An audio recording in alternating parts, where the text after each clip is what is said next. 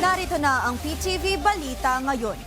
Aprobado na ng Civil Service Commission ang pagpapatupad ng 4-day compressed workweek para sa mga ahensya ng gobyerno. Ayon kay CSC Chair Marilyn Yap, layo nitong mapangalagaan ang kapakanan ng mga empleyado habang tinitiyak na nananatiling accessible sa publiko ang mga serbisyo ng gobyerno.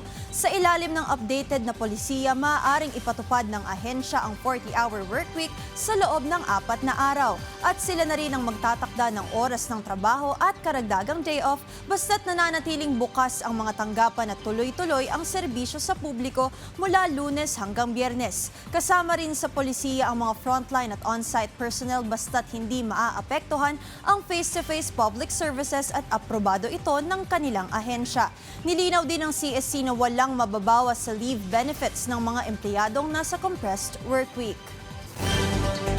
Mahigit 3,000 pulis ang ipinakalat sa Bangsamoro Autonomous Region in Muslim Mindanao para tiyakin ang seguridad sa kauna-unahang parliamentary elections. Ipinakalat ang mga pulis matapos ang isinagawang kick-off ceremony para sa Simultaneous Commission on Elections Checkpoint Operations sa Parang, Maguindanao del Norte.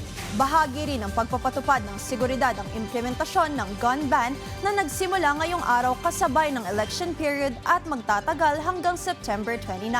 Nauna nang matukoy ng PNP ang ilang lugar bilang election hotspots.